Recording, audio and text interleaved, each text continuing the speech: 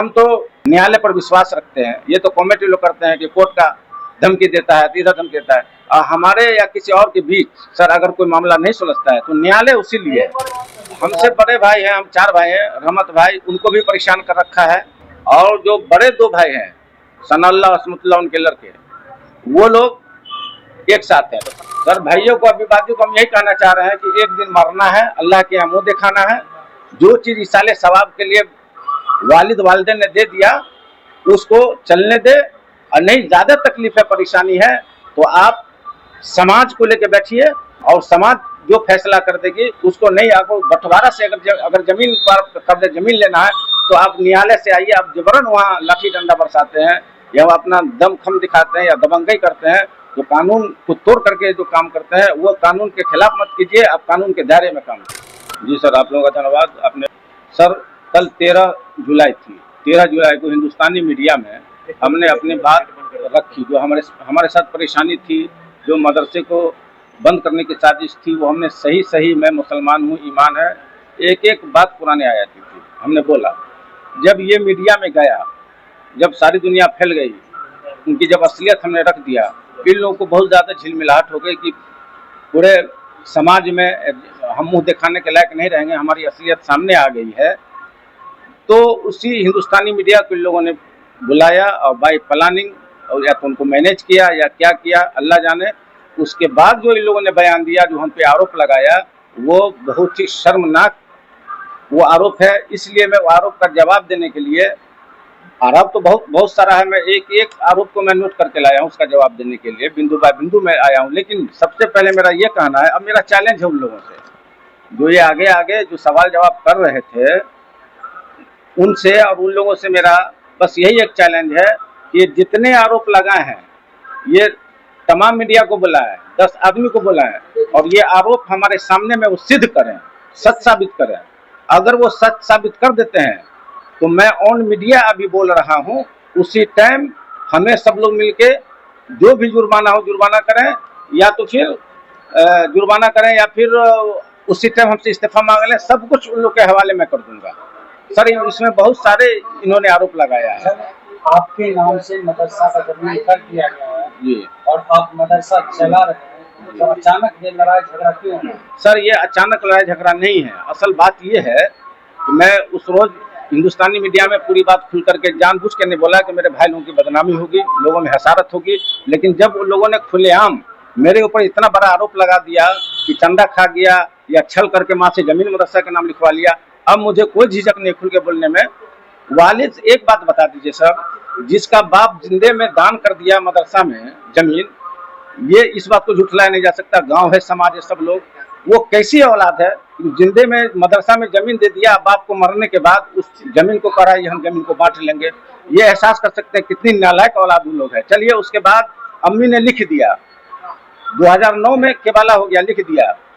जब रजिस्ट्री में उसका एक जवाब दे रहा हूँ बिंदु का, जो कह रहे थे कि उन्होंने कहा है कि माँ को बीमारी इलाज के बहाने लेकर चले गए और ऑटो पर लेकर के चले गए। मैं अल्लाह को हाजिर और नाजिर समझ के बोल रहा हूँ, सच बोल रहा हूँ, या फिर आवाम से जो कसम खिलवा ले। मैं रजिस्ट्री से पहले मैं सनाउल्लाह भाई को बोला, असमतुल्लाह भाई को बोला, और जो मुख्य लोग गाँव के थे, मैं नाम ले रहा हूँ, नजीर बरकत, सारे लोगों को बोला कि मदरसा रजिस्ट्री होने के लिए मम्मी जा रही है। एहसानुल नाम के थे, उनको बोला। इन लोगों के मन में पहले से था कि माँ वो जमीन मदरसा में न दे, हम लोग के जमीन बंटवारा में ये चीज कट जाएगी। जब गया कहने के लिए तो मेरे बड़े भाई ने कहा कि जमीन लिखवाओगे तो उसमें ये एक लाइन ये लिखवाना, जब तक मदरसा चलेगा, तो मदरसा अगर जिस दिन पढ़ाई बंद हो जाएगी तो वो जहाँ की जमीन वापस हो जाएगी। और जब हम कोर्ट में पहुंचे, मेरी माँ अपने बड़े भाई अय्यूब मामू अभी जिंदा है, उनको मौलाना अब्दुल शकूर कौशल जमाली थे, वो इंतकाल कर गए, और मेरे महल्ले के एहसानुल हक जो शनाख्त बने वो थे। उन लोगों के मौजूदगी में हमने ये बात की, मेरे बड़े भाई ने ये कहा है ऐसा लिखवाने के लिए। जो शनाख्त एहसानुल लोग खुद गए गुस्से में, और उन्होंने कहा कि नहीं ऐसा नहीं होगा, मैं शनाख्त नहीं बनूंगा। फिर मेरी माँ ने उस वक्त कहा कि बेटा तुम्हारे भाई लोग का मंशा नहीं है कि मदरसा में जमीन जाए, तो अब मुझे दूसरे ढंग से दृष्टि करनी पड़ेगी, मदरसा कभी बंद मत करना, मैं इसका तुम्हें नाजिम आला और तेरी औलाद को ही, जो ये बिंदु पकड़ रहे हैं कि औलाद और औलाद लिखवा लिया, उन लोगों की मंशा को देखते हुए माँ ने जानबूझ करके ऐसा लिखवाया। मदरसा तो रजिस्ट्री हो गई। अब वो कह रहे हैं कि मेरा जमीन वो तो सर अगर उनका जमीन है या अब्बा में हिस्सा लेना चाह रहे हैं तो उसके लिए तो लीगल रास्ता से आना चाहिए। मैं पहले ही बोल चुका हूँ, वो तो उनको साबित करना पड़ेगा। मैं इसमें ज्यादा नहीं जाना चाह रहा हूँ। पंचायत को भी भंग कर दिए थे, बैठक बुलाया गया, तो क्या क्या प्रक्रिया किए हैं आप सर झगड़े के लिए? इसीलिए तो मैं कह रहा हूँ कि मीडिया के सामने बुलाएं। रुदल यादव गिरीश ठाकुर थे, उनके सामने में पंचायत हुई और बाद में जब कागज पत्र क्लियर हो गया कि नहीं ये इसमें दाल नहीं गलने वाली है, मदरसा लिखा गया तो हो गया, शौरी समय गया, सब कुछ हो गया। उसके बाद पंच लोगों को हमने कहा कि सर फैसला कर दीजिए। पंच लोगों ने सीधा कहा भाई, अब वो बैठ गया चुपके से, हमको बोला ही नहीं रहा है। क्या मैं खुद तो नहीं जाऊंगा कहने के लिए, खुद जाने के लिए तो नहीं कहूंगा कि जाकर बोलूंगा कि आओ मैं थोड़ा पंचायती कर। उन लोगों के सामने मदरसा में ताला मारे। सर मेरा एक बात कहना है, पहले का इन लोगों का सीधा था कि मदरसा बांट लेंगे। जब से हिंदुस्तानी मीडिया में मेरा गया है, बिल्कुल वो अपना चाल ही बदल के एक इंसानियत पे आकर के जो मेरे पे आरोप लगा रहे हैं कि चंदा खा जाते हैं या ठगी करके माँ को ले आकर के जो है करवा लिया।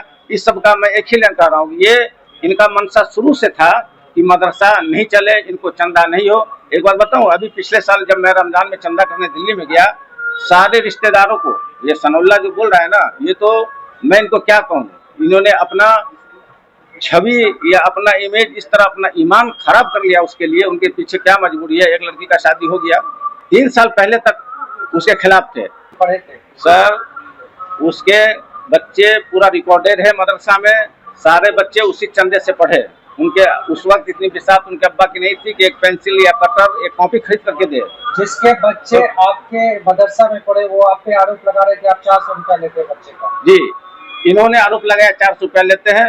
उसी लड़का को आज मदरसे में बुला करके, वो भी वाइट में आपको दूंगा, जो बोला कि नहीं हमको बुला करके खींच करके बुला करके बुलवाया और वो एक्सेप्ट किया है। और मैं उस वीडियो में भी आप लोग को दूंगा, जो कि 300 रुपया बच्चा को, कोई मास्टर के लिए, मदरसा की पढ़ाई फ्री में है और कोई यहाँ लेट फीस नहीं लिया जाता है। एक अशरफ नाम से गवाही दिलवाया, वो वही अशरफ है जिसके लड़का मदरसा में पढ़ाता था।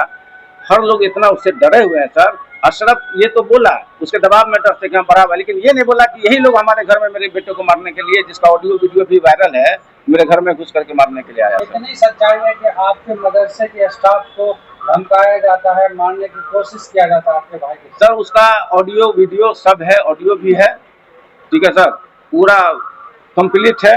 मैं कितना जवाब दूं, मैं एक एक बिंदु का। इन्होंने कहा कि माँ पढ़ी लिखी नहीं थी, ये साबित कर दे, माँ पढ़ी लिखी नहीं थी। अब बताइए, कर मरने के समय माँ 2009 में लिखी है, 2006 छठे महीना 2022 में माँ का इंतकाल हो गया। एक बात और हम कहना चाह रहे हैं, ये करें हमको पता नहीं था कि माँ जमीन लिख दी।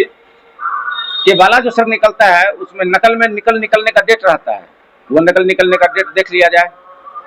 जब मैं बोल करके गया कि मदरसा रजिस्ट्री होने जा रही है, तो उनको 1 हफ्ता के अंदर में उनके हाथ में निकल आ गया। जब तक माँ जिंदा थी, लगभग 14-15 साल मदरसा रजिस्ट्री करने के बाद, तब तक ये खामोश थे, कुछ नहीं बोले। बीच में माँ की जिंदगी में कौन से बोले कि माँ को मरने दो तब मदरसा बांट लेंगे। मैं सर क्या कहना चाहता हूँ, क्या मैं कानून के शरण में गए तो कानून ने आपको क्या कहा? सर इन्होंने पूरी तरह मैनेज कर लिया था, झूठ पूछ के। कानून में जब हमने आवेदन दिया तो कानून को चाहिए कि घटनास्थल पर जाए, जांच करे। घटनास्थल पर जांच न करके जब जब जाता था तो कहते थे उस पार्टी को बुलाओ, पार्टी को बुलाओ। पार्टी को बुलवाए, बुलाने के बाद वो मुझे ही जो है वो बोले कि नहीं आप नेतागिरी करते हैं, और उस मदरसा में आधा जमीन जो अब्बा के नाम पे था उसका हकदार उसको बना दिए।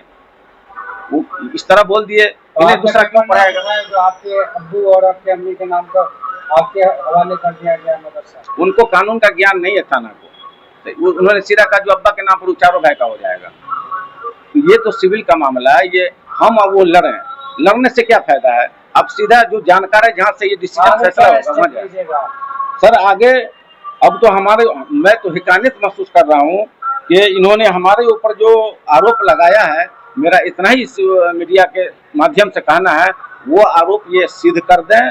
ये मीडिया लोगों को बुलाएं, 10 आदमी को बुलाएं। अब बिंदु बाय बिंदु मैं तो कितना मैं जवाब दूं, बिंदु बाय बिंदु हमसे सवाल करें। अगर उनकी लगाए हुए सारे आरोप सत्य हो जाते हैं तो मैं ऑन कैमरा बोल रहा हूँ, उसी टाइम में डिसीजन मार देता हूँ, अब कह देता हूँ भाई आप लोग मदरसा चलाओ। अपने विवादियों सर भाइयों को, विवादियों को हम यही कहना चाह रहे हैं कि एक दिन मरना है, अल्लाह के यहाँ मुँह दिखाना है। जो चीज़ इसाले सवाब के लिए वालिद वालिदैन ने दे दिया उसको चलने दे, और नहीं ज़्यादा तकलीफ है, परेशानी है तो आप समाज को लेकर बैठिए और समाज जो फैसला कर देगी उसको नहीं, आपको बंटवारा से अगर जमीन पर कब्जे जमीन लेना है तो आप न्यायालय से आइए। आप जबरन वहाँ लाठी डंडा बरसाते हैं या अपना दमखम दिखाते हैं या दबंगई करते हैं, जो कानून को तोड़ करके जो काम करते हैं वो कानून के खिलाफ मत कीजिए, आप कानून के दायरे में काम कीजिए।